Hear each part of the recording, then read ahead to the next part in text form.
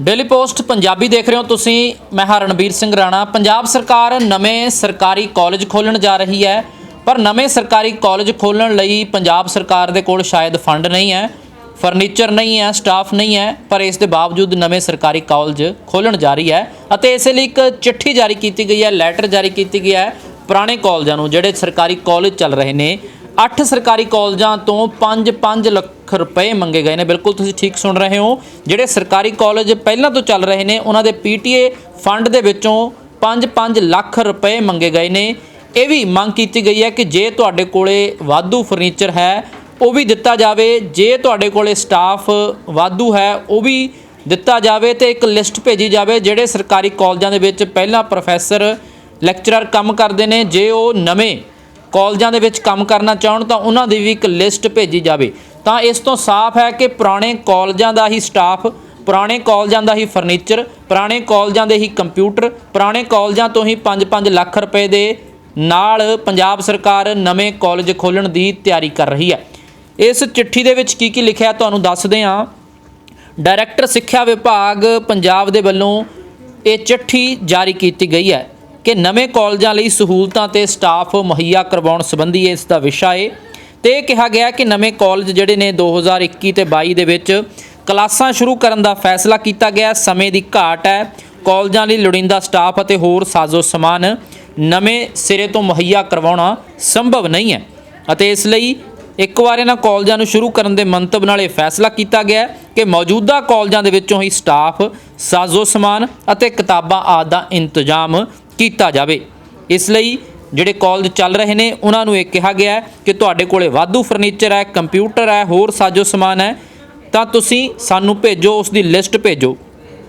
तो जेकर कोई टीचिंग ते नॉन टीचिंग दियां निरोल खाली असामियां ने वो भी दसो, तो इहो जिहे स्टाफ की लिस्ट भी भेजो जो इन्हां नਵੇਂ कॉलेजों दे विच तैनात होने की इच्छा रखता है।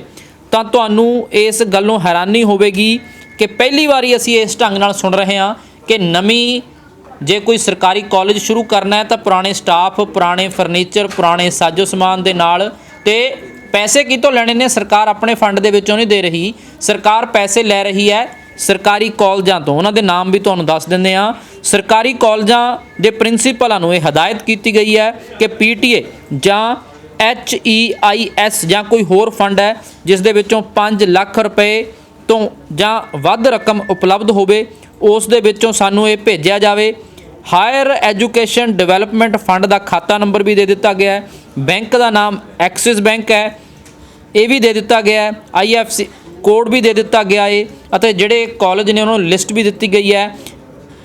SCD सरकारी कॉलेज लुधियाना नूं पत्र भेजा गया, 5 ਲੱਖ रुपए मंगे गए ने। सरकारी कॉलेज लड़कियां लुधियाना, सरकारी कॉलेज रोपड़, सरकारी रजिंद्रा कॉलेज बठिंडा, सरकारी महिंद्रा कॉलेज पटियाला, सरकारी रणबीर कॉलेज संगरूर, सरकारी कॉलेज नया नंगल, सरकारी बरजिंद्रा कॉलेज फरीदकोट।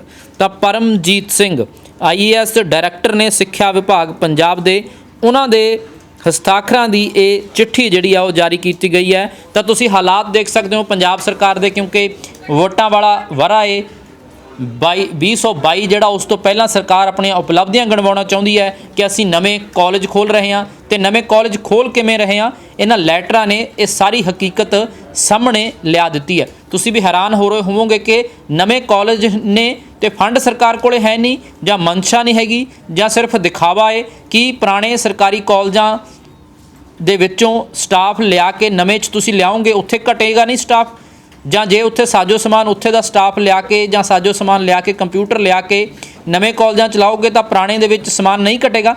जे पुराने समान दे नाल नਵੇਂ कॉलेज चल सकणगे, जे किसी कोले पुराने कंप्यूटर पए ने जिहड़े आउटडेटेड हो चुके हैं, की नਵੇਂ कॉलेजां दे विच चल सकणगे? तो सवाल यही है कि सरकार कर की रही है। तो ये जिहड़ी चिट्ठी है ये कॉलेजों नूं भेजी गई है। कॉलेजों का अग्गों रवैया की रहिंदा, की 5-5 ਲੱਖ रुपए भेजा जाऊगा फंड का, ये भी देखना होएगा। पर फिलहाल ये गल जरूर सामने आई है कि जिहड़ी लैटर है ये कॉलेजों नूं भेजी गई है तो उन्हां तों समान भी मंगिया जा रहा है, पैसे भी मंगे जा रहे हैं, फंड भी मंगिया जा रहा है, स्टाफ भी मंगिया जा रहा है कि असीं नਵੇਂ कॉलेज खोलणे ने। पर पुराणिਆਂ ਨੂੰ उन्हां दी शायद हालत ही छड्ड दिता गया। तुहानूं पता होवे तां ਦਹਾਕਿਆਂ ਤੋਂ ਕਾਲਜਾਂ ਦੇ ਵਿੱਚ ਭਰਤੀਆਂ ਨਹੀਂ ਹੋਈਆਂ ਅਤੇ ਜਿਹੜੇ ਟੀਚਰ ਰੱਖੇ ਜਾਂਦੇ ਨੇ ਉਹ ਗੈਸਟ ਫੈਕਲਟੀ ਹੁੰਦੇ ਨੇ, ਸਿਰਫ ਠੇਕਾ ਆਧਾਰਿਤ ਹੁੰਦੇ ਨੇ। 8-9 ਮਹੀਨੇ ਕੰਮ ਕਰਵਾ ਕੇ ਉਹਨਾਂ ਦੀਆਂ ਸੇਵਾਵਾਂ ਖਤਮ ਕਰ ਦਿੱਤੀਆਂ ਜਾਂਦੀਆਂ ਨੇ। ਨਵਾਂ ਸੈਸ਼ਨ ਸ਼ੁਰੂ ਹੁੰਦਾ, ਮੁੜ ਤੋਂ ਇਹੀ ਕੁਝ ਹੁੰਦਾ ਹੈ। ਪਰ ਸਵਾਲ ਬਹੁਤ ਨੇ, ਦੇਖਣਾ ਹੋਏਗਾ ਸਰਕਾਰ ਕੀ ਜਵਾਬ ਦਿੰਦੀ ਹੈ।